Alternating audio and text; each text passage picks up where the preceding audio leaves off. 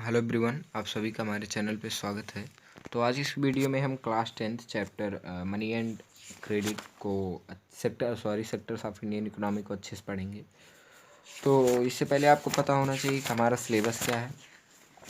तो सिलेबस हमारा first second third fourth chapter है, लेकिन कंज्यूमर राइट हट गया है। डेवलपमेंट है, ये है, ये है, ये है, ये नहीं। ठीक है, 20 नंबर का आएगा, 4 है, 5-5 नंबर का आएगा। हमें उम्मीद है आप सब अच्छे से कर लेंगे। तो चलिए, पहले चैप्टर को हमने अच्छे से पढ़ लिया है। तो यहाँ पे सेक्टर्स ऑफ इंडियन इकोनॉमी पढ़ते हैं। यहाँ पे कुछ विशेष दिया नहीं गया, एग्जाम्पल दिया गया है। तो सेक्टर्स ऑफ इंडियन इकोनॉमी में पहला है प्राइमरी सेक्टर, दूसरा है सेकेंडरी सेक्टर और तीसरा है टर्सरी सेक्टर। तो हम तीनों सेक्टर के बारे में इस वीडियो में बात करेंगे। तो NCERT जैसे पता है, NCERT is the base to score more than 90% in all the subject of class 10। ये ध्यान रखिए, NCERT जितना रीड करेंगे उतना ही फ़ायदा होगा, हम बता दे रहे हैं। There are many activities that are undertaken by directly using natural resources. कई सारे एक्टिविटीज़ हम करते हैं जो कि डायरेक्ट नेचुरल रिसोर्स के द्वारा ही हम कर लेते हैं। Take for example the cultivation of cotton.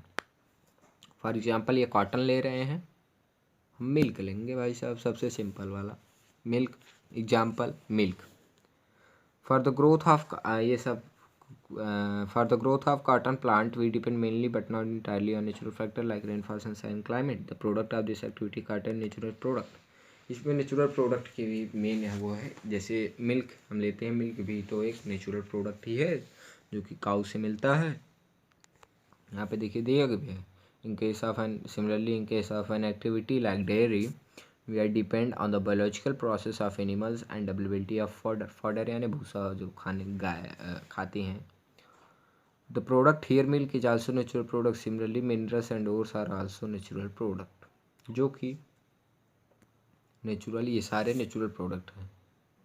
Natural product यहाँ प्राइमरी सेक्टर डिफिनेशन दे रहा है, when we produce a good by exploiting natural resources then it comes in primary sector. Primary sector में हम जो है नेचुरल रिसोर्स को directly use करते हैं। अच्छा, काहे हम इसको प्राइमरी कहते हैं? इसलिए कहते हैं because it forms base for all other resources that we subsequently make from it. ठीक है, ये लिखा गया है इसमें, because this forms base for all other materials which we subsequent make from this. क्योंकि यह एक बेस फॉर्म करता है आगे के जो हम चीज़ें बनाएंगे, बिना इसके वो बन नहीं सकती। इसलिए प्राइमरी मतलब मूल, प्राइमरी मतलब एकदम पहला स्टेप। ठीक है, जैसे हम स्कूल में जाते हैं तो सबसे पहले प्राइमरी में जाते हैं। प्राइमरी मतलब it forms base for moving from 1 2 3 4 class like that. Okay, since most of natural product we get from agriculture, dairy, fishing, forestry.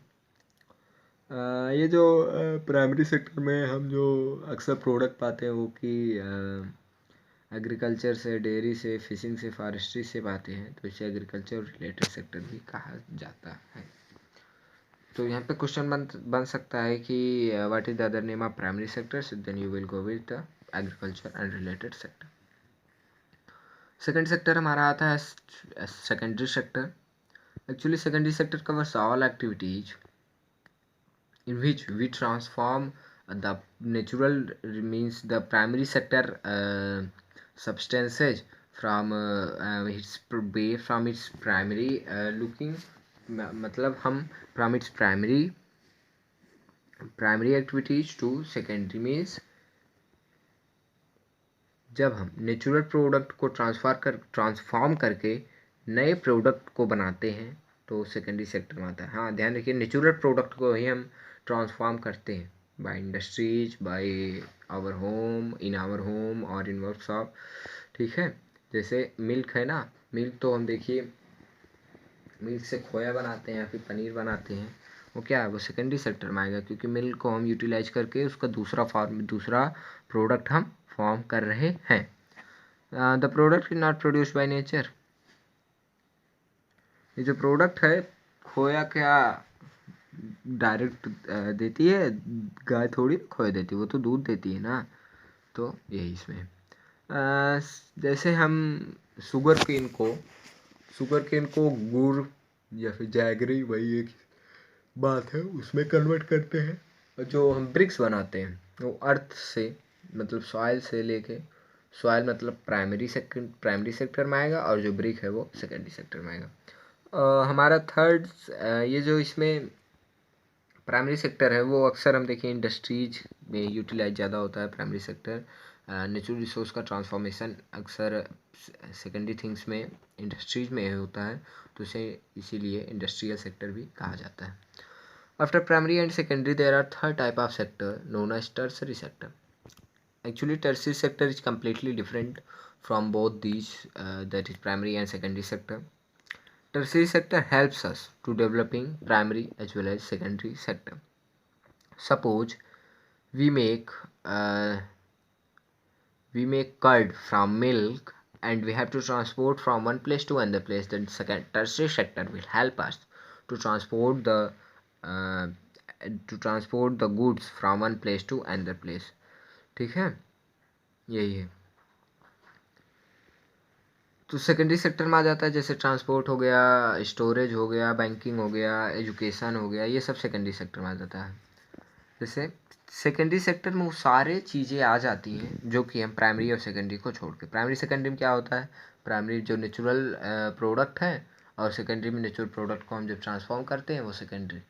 इन दोनों को छोड़ के सभी जो हैं वो टर्सरी सेक्टर में हमारे आ जाएंगे।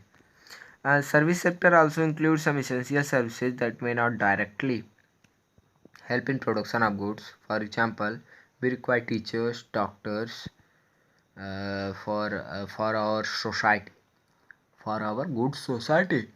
टीचर की ज़रूरत पड़ती है ना, डॉक्टर की ज़रूरत पड़ती है ना, तो ये सब प्राइमरी सेकेंडरी सेक्टर थोड़ी ना, ये सब टर्सरी सेक्टर में आ जाएंगे।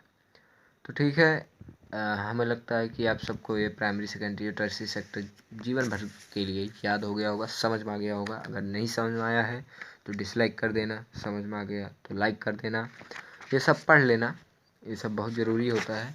कंपेयरिंग 3 सेक्टर हम नेक्स्ट वीडियो में आपको बताएंगे। अगर समझ में आया हो तो लाइक करो, नहीं आया तो डिसलाइक करो, समझ में, और अगर वीडियो अच्छा लगा हो तो सब्सक्राइब कर देना, नहीं अच्छा लगा तो मत करना।